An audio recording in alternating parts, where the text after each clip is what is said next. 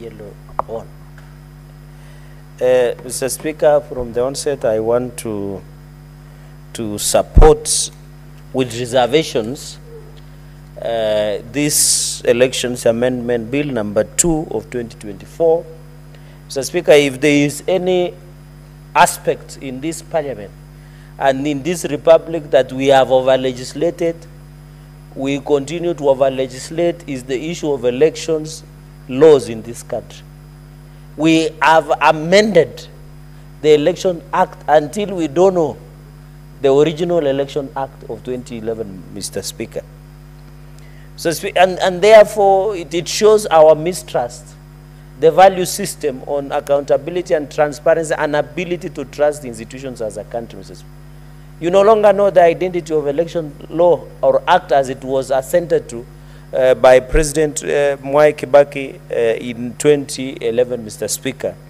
You know, in us who grew up in rural areas, Mr. Speaker, and maybe you also, you used to go to school and you used to walk mungu shoes, or what we call barefooted, and then you used to have short, Mr. Speaker, that used to have a lot of patches in Apigwa Kiraka. You used to, until the original shirt that you are wearing to primary has changed color.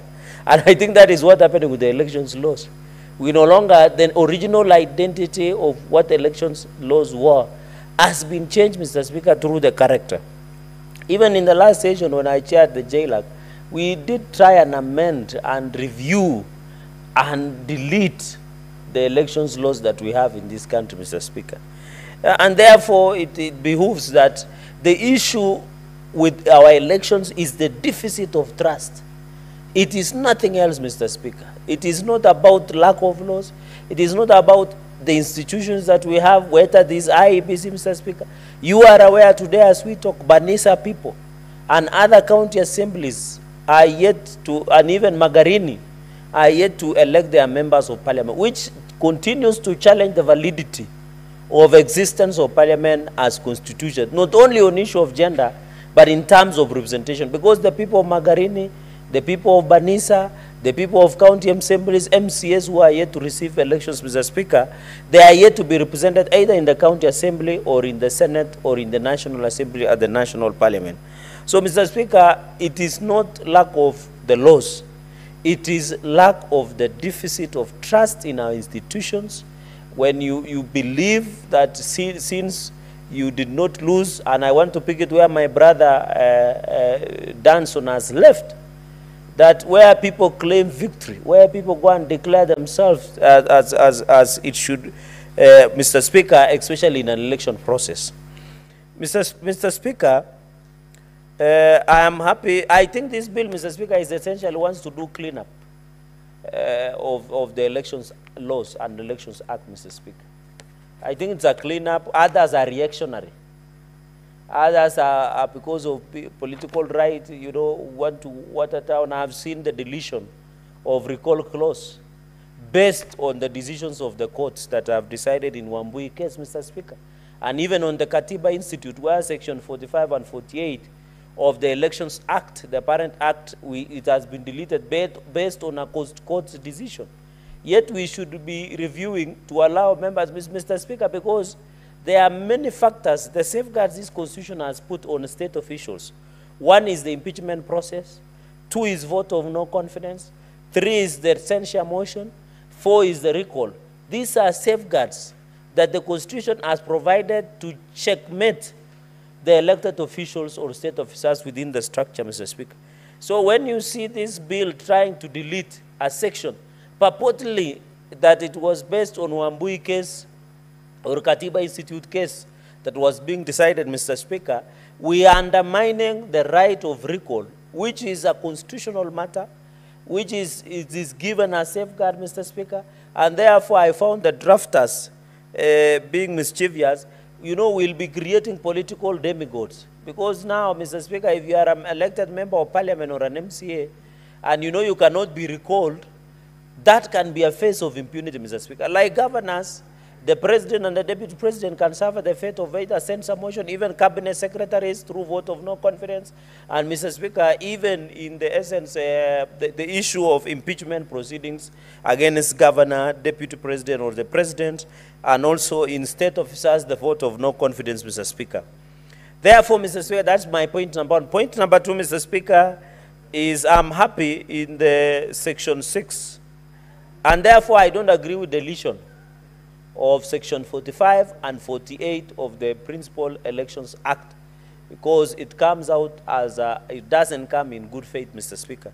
Number two, I'm happy that there is an amendment to allow commission voters to be operated and open, and therefore at all times except during elections, during by-election, during general election or a referendum. Those are valid exceptions, Mr. Speaker, but members of public or voters can access the register and be able to verify and confirm their details, Mr. Speaker. And it is also high time as a country and to encourage many young people who are here to register as voters to use the opportunity to register, Mr. Speaker, so that they can make their voice be heard. As you are aware, Mr. Speaker, on United Nations Declaration on Human, Civil and Political Rights, and even the 1948 United Declaration on Human Rights, one of the rights is the right to vote, another right is to participate in political rights as envisaged in Article 38 of the Constitution of Kenya, and even international instruments, which Article 2.6 of the Constitution 2010 of the Republic of Kenya emphasize on that need, Mr. Speaker. Mr. Speaker, and therefore that access gives impetus. It gives the right to vote, the right to participate in an election, the right to register as a voter is the import that the Constitution envisaged under from Article 80, Mr. Speaker, or 87, 88, thereabout, Mr. Speaker. Mr. Speaker, number three, the issue of deletion. Mr. Speaker, I have seen, interestingly, when you look at section 22, I think in the original, that will be number 3, I think the people who should celebrate today, you know, we said leadership, Mr. Speaker, you don't need to go to school to be a leader. When you look at things section 22, we had proposed, apart from other requirements, if you wanted to run for member of parliament, either as a senator or National Assembly, you needed to have a degree. And you remember we had postponed that requirement for almost in 2 elections, Mr. Speaker. One of them, Mr. Speaker, was that you should have a degree from a recognized university if you wanted to, Mr. Speaker, to be run as a member of MP and also as member of the county assembly. Mr. Speaker, this section has been deleted. Mr. Speaker, this section has been deleted. Sorry, it was section, I think it was in Wamboi case, sorry, I mixed it up. In Katiba Institute, Mr. Speaker, where clause 25 deletes section 45. One of the reasons, Mr. Speaker, on section 45 was that before you run, there are minimum requirements like you must be a Kenyan, you must be registered, Mr. Speaker, you must, and I think, Mr. Speaker, that is section 22, sorry, of the Act, of the Parent Act. Mr. Speaker, I think the people who should celebrate the most tonight is the MCAs and members of parliament, because we have removed educational requirements. What you need to do is to convince the voters why they need to elect you. You need to know how to speak Swahili or English or sign language as provided by law. And you need to provide an ID, Mr. Speaker. So this is for people who are arguing that Parliament had intention of locking out any other potential people to become elected members of Parliament or MCAs. Today, if we pass this proposal, it will mean there will be no need of educational requirements, except to know how to read and write, and to either speak in Kiswahili or English or sign language, because those are national languages, Mr. Speaker. And this comes from the NADCO. So, Mr. Speaker, I don't know, it will be now to the wisdom of voters, now that everybody can run. So long as you are not alien, so long as you are now the education requirement has been removed, and this is a significant milestone, because I have many friends, Mr. Speaker, who either or another way, they have a reason why they don't do school, They can be good MCAs, they can be good senators, they can be good members of parliament. Mr. Speaker, this is the biggest milestone, and I support, because personally, I believe leadership, Mr. Speaker, should not be based on your educational quality. While education is good, and I want to say this without fear of contradiction, while I support this, Mr. Speaker, it behooves you, I'm also learned. And I'm not saying there is no place of education in leadership. Education will allow you the ability, the capacity, the competency to be able, Mr. Speaker, to grapple with issues of wide range. But other people say leadership sometimes is about wisdom. Other people say it's about experience. Others, so education will just become part and parcel. And therefore, I want to ask many young people, and you know, the Gen Z and many others, our age, God was gracious enough, we went to school. I'm not saying that people should not go to school. They should go to school. But what we are avoiding is to be discriminative as against the Constitution of the Republic of Kenya, as was said by the Wambui case. I think she was the former member of Otaya after Kibaki retired, and that was the precedent in terms of reviewing of Section 22.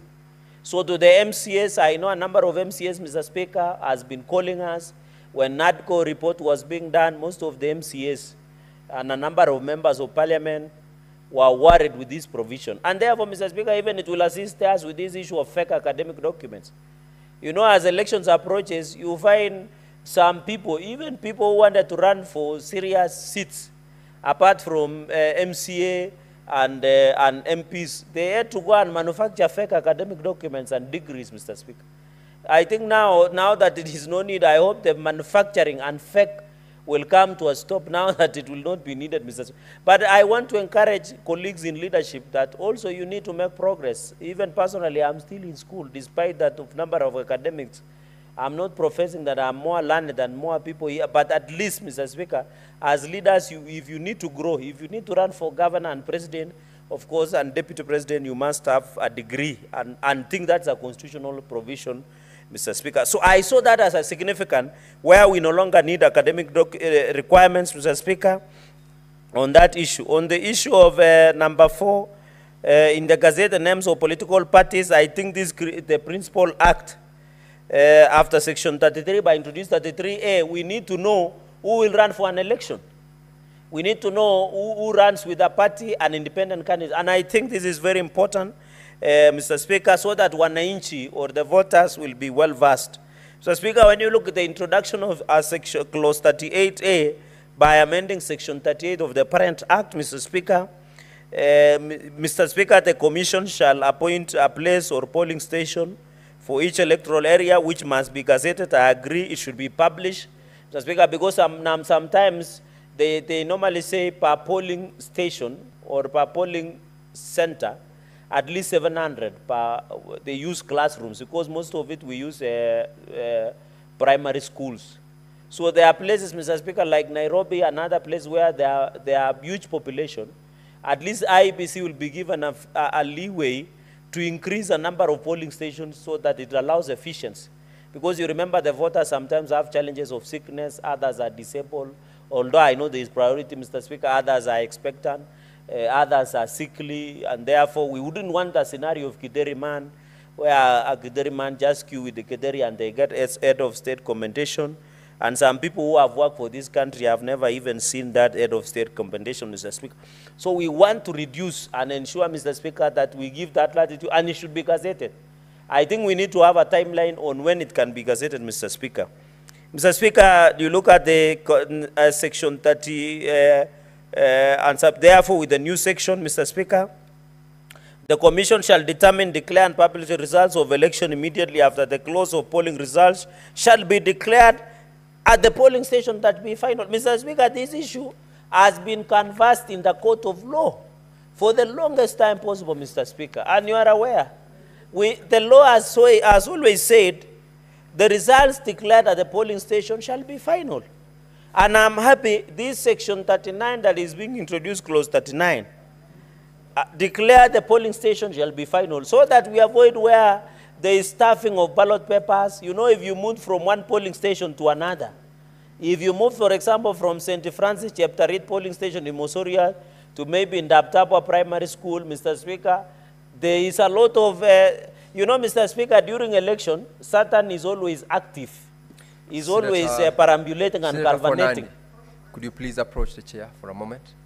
You'll go back and conclude on your speech.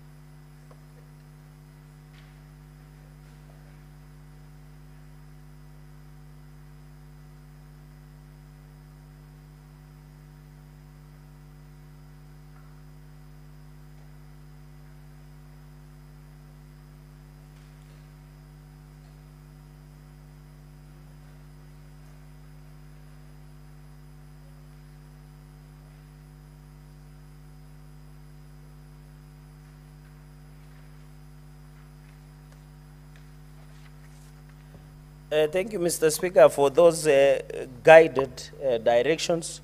I think those were general comments. Let me now delve into the serious issues, Mr. Speaker, on the election offenses. And I think what I was saying, you can tie it up, because I was saying when you are moving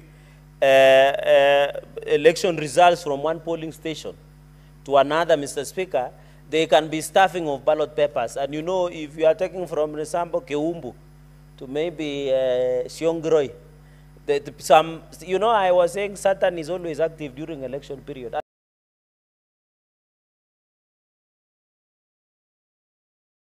And that night, especially, in fact, during even nominations, Mr. Speaker, and the open way to ensure that, and it ties up, Mr. Speaker, with my earlier submissions where I've said, in areas like cities like Nairobi, Mr. Speaker, you find there is a lot of population, there are voters, there are any challenges, Mr. Speaker, and I think it should be gazetted.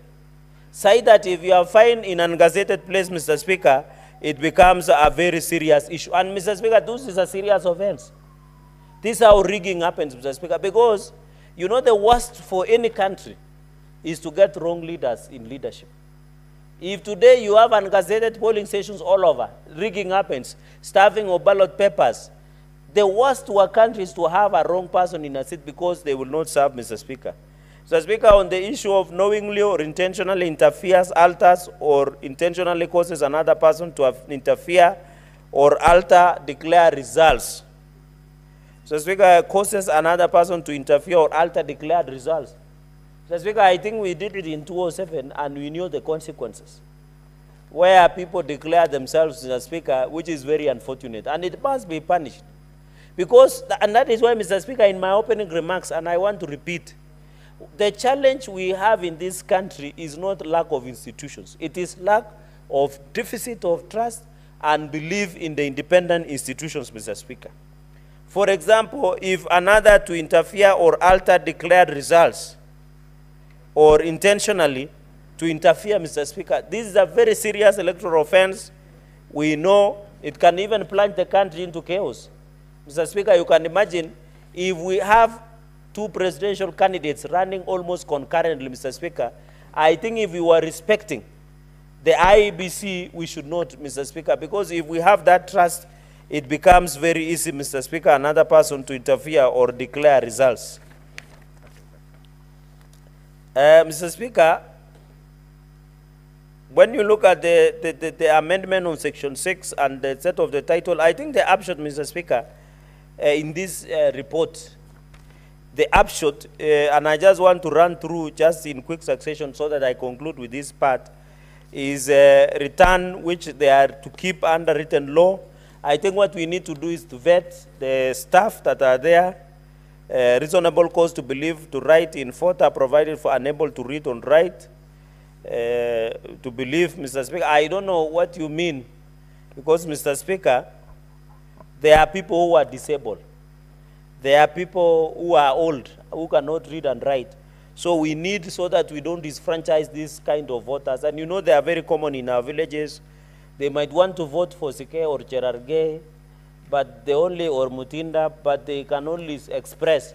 So how do we ensure that?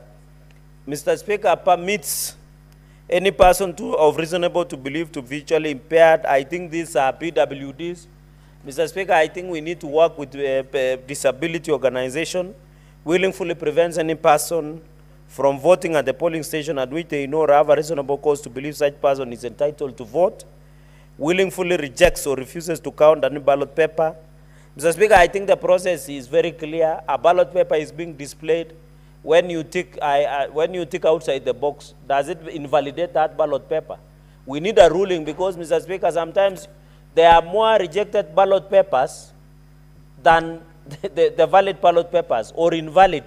How do you classify when people tick 2 boxes or put an X or a tick, Mr. Speaker?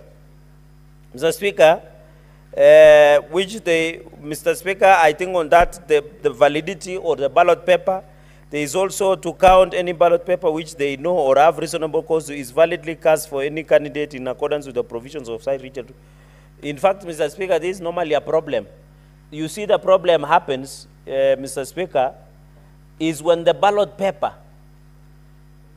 is a contest whether it's valid or not. Because sometimes people tick outside the box, others put X. Mr. Speaker, others throw cows. Somebody can draw a cow or can draw, there is new song by Trio Mio called Nimekumak. Some people can say Nimekumak. So you never know. So the issue should be, even a mark, does it qualify to give it a valid, Mr. Speaker? And then number 5, as being for, which is, these are just errors, we need to agree, especially, Mr. Speaker, that, and then, Mr. Speaker, this is bribery. I've seen, just a minute to conclude, Mr. Speaker, this is bribery, and I think this should be punished alongside other election laws. Mr. Speaker, with those very many remarks, I beg to support, and we need to review the issue of electoral offences so that we can increase more catalogue and punish people who might interfere with the electoral process, because invalid election causes instability in the country. I thank you, Mr. Speaker. Thank you, Senator Cherargei. Senator Mundigi Alexander. Asante, Bwana Speaker. Naunga mjadala ambaye ni wa majority, Mr. Serioti, ambaye kusikana kutengenezwa kwa mambo ya sheria ya uchaguzi. Yangu ni kusema